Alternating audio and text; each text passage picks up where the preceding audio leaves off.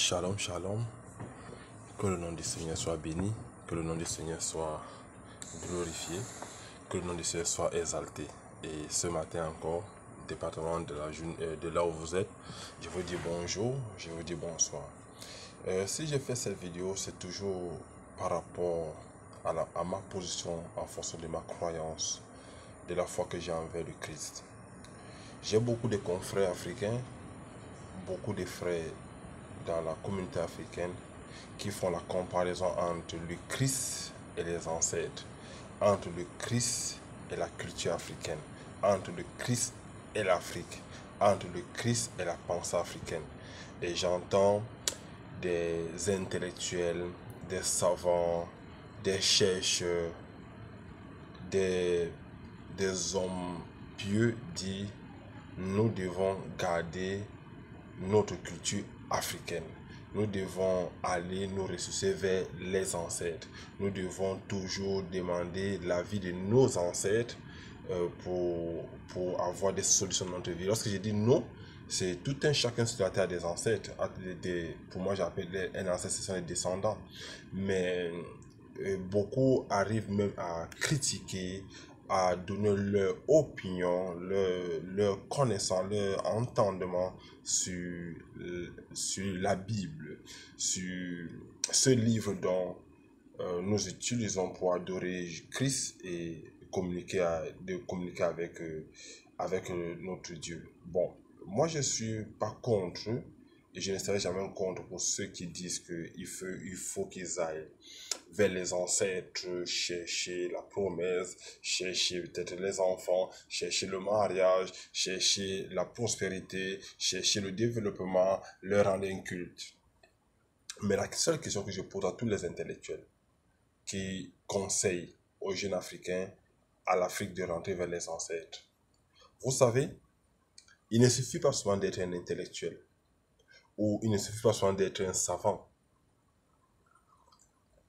Il suffit encore d'utiliser son intelligence ou sa connaissance pour les bonnes causes. Et quelqu'un avait dit,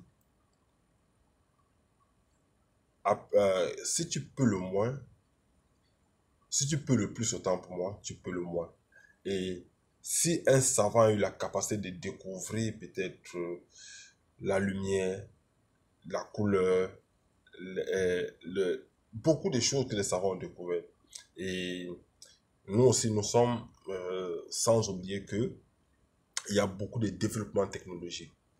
Et je dis toujours à tous ceux qui disent qu'il faut en faire recours aux ancêtres pour peut-être pour notre foi ou encore pour notre crédibilité, je pose une seule question.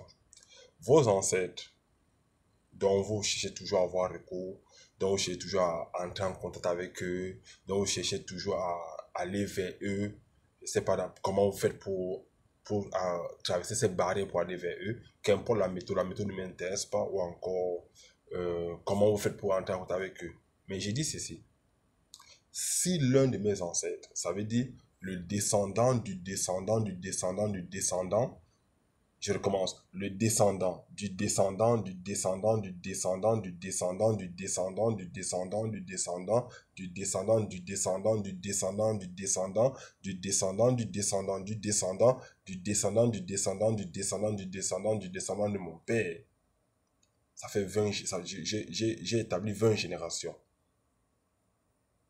A besoin que je puisse venir lui rendre un culte.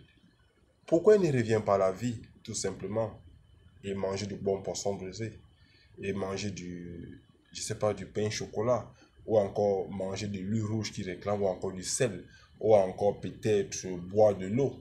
Parce que pour moi, c'est vraiment, je ne veux pas dire stupide ou encore limité, parce que je ne veux pas limiter l'intelligence des sages ou encore des savants qui disent qu'il faut retourner vers les cultures africaines, puiser dans la source africaine.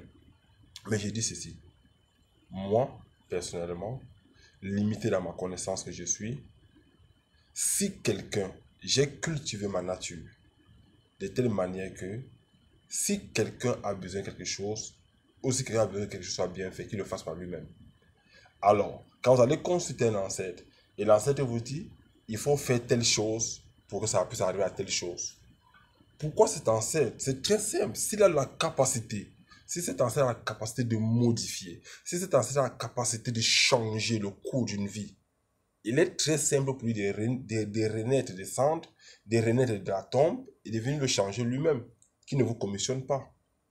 Vous allez peut-être me dire, oh, même Christ le fait, faites attention. Christ n'a jamais dit qu'il était mort, il est vivant. Voilà pourquoi il peut encore faire les choses, parce qu'il est vivant.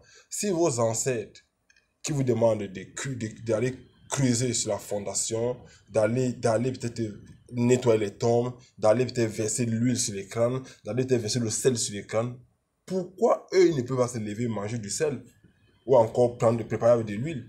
Parce que pour moi, il est facile qu'un ancêtre, que d'envoyer ou de commissionner un de ses arrière-fils qui ne va pas le faire, autant mieux s'il le fait lui-même. Ça, c'est juste un exemple banal. Encore d'autres choses. Quand vous parlez de vos ancêtres, vous dites, ah, en Asie, il y a la culture hindouisme, en Europe, ils ont leur culture, nous, on va regarder nos cultures. La culture n'a rien à voir avec la foi. On va me dire, oui, les premiers ossements humains ont été découverts au Tchad, à Toumaï, et ainsi de suite. Oui. Qui vous a d'abord dit que Jésus était blanc? Personne d'entre vous ne connaît la race de Jésus. Et personne n'a jamais lu la Bible pour comprendre quelle est la race de Jésus. C'est pas